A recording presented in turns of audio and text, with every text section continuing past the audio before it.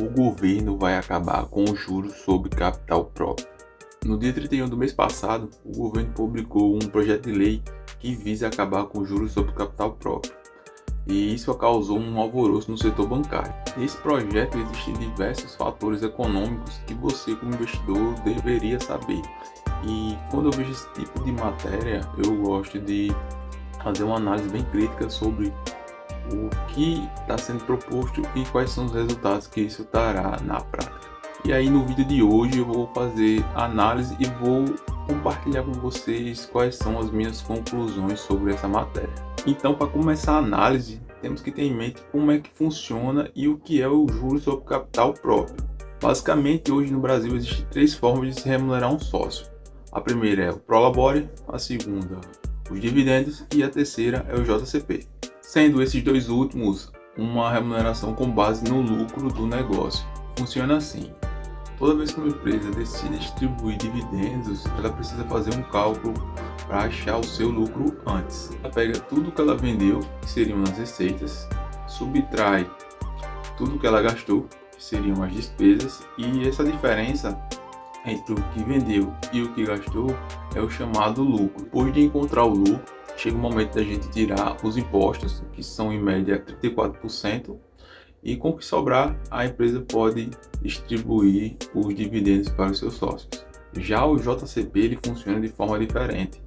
Enquanto que os dividendos são distribuídos após o lucro, o JCP ele é distribuído anteriormente ao lucro nas linhas da DRE. Funciona mais ou menos assim. Para a Receita Federal, o juros sobre capital próprio é entendido como uma despesa financeira, por isso que ele é distribuído acima do lucro líquido do período. Em outras palavras, isso significa dizer que o JCP ele acaba diminuindo a base de cálculo dos impostos, que enquanto que nos dividendos lá você paga os impostos e depois distribui o resto para os sócios, no juros sobre capital próprio você paga os sócios primeiro e depois é que você paga os impostos. Só para esclarecer um pouco as coisas. Imagina que uma empresa tem um lucro, uma base de cálculo ali de imposto de renda e contribuição social de R$1.000, que é o lucro dela no período. E aí, pegando esses R$1.000 e multiplicando pela lei, aquela alíquota de 34%, que é a média que as empresas brasileiras pagam de imposto, você teria um lucro de 1.340 de imposto para a empresa pagar e sobraria 660 para ser distribuído para os sócios. Agora imagine o seguinte, no exemplo anterior a gente viu que a empresa conseguiu distribuir R$660 de dividendos, tendo como base o mesmo lucro lá de R$1.000, sendo que a empresa, ao invés de distribuir dividendos, ela distribui JCP. E aí, como eu falei para vocês, o JCP, o valor sai antes do lucro tributável da empresa, ou seja, ao invés da empresa ter como base de cálculo R$1.000, que seria no caso dos dividendos, ela teria R$1.000 menos os 660 que foram distribuídos como JCP. E aí você tem no final uma base de R$340 de base de cálculo para o imposto de renda e contribuição. Daí reduziria o imposto a ser pago pela empresa de 340 no exemplo dos dividendos para 115,40 no exemplo do juros sobre capital próprio, ou seja, uma redução aí de quase 2/3 do imposto a ser pago. Logo, a gente pode notar que o juros sobre capital próprio é um tipo de benefício fiscal que o governo dá para as empresas. Aí a gente já entra no segundo ponto, que é a tributação sobre o lucro dos bancos. Hoje, o setor bancário no Brasil ele tem alíquotas de imposto diferenciadas das demais empresas. Consequentemente, os bancos pagam mais impostos do que as demais empresas no Brasil. Com o fim do JCP, os bancos passariam a pagar mais impostos e isso geraria um efeito cascata. O banco pagando mais imposto, juros mais caros, e quem tomaria crédito acaba pensando duas vezes se vale a pena ou não pagar todos esses juros. Sendo esses os motivos para o setor bancário ser tão contrário à extinção do JCP. Agora, o terceiro ponto é o mais importante dentre os três.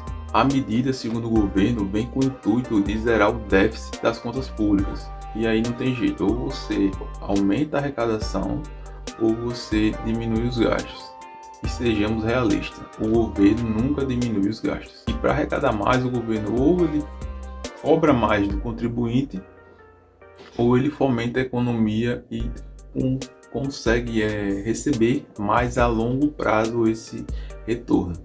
Como os governantes brasileiros não têm essa visão de criar um projeto de país para o longo prazo, é muito mais fácil você cobrar diretamente uma alíquota maior de um setor ou de vários setores e onerar todo mundo com essa cobrança.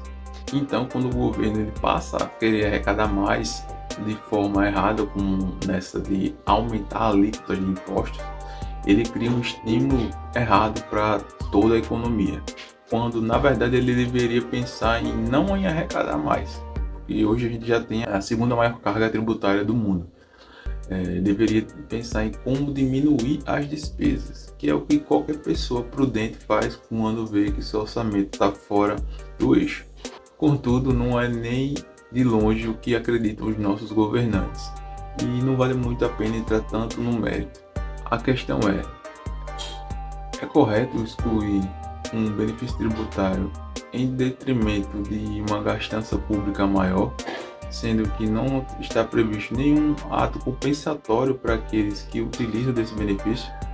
Afinal, as empresas hoje são muito oneradas com os impostos e o setor bancário, principalmente, que possui alíquotas diferenciadas, vai sofrer ainda mais com essa exclusão de benefício tributário. Depois de pontuar todas essas questões, a gente pode tirar algumas conclusões.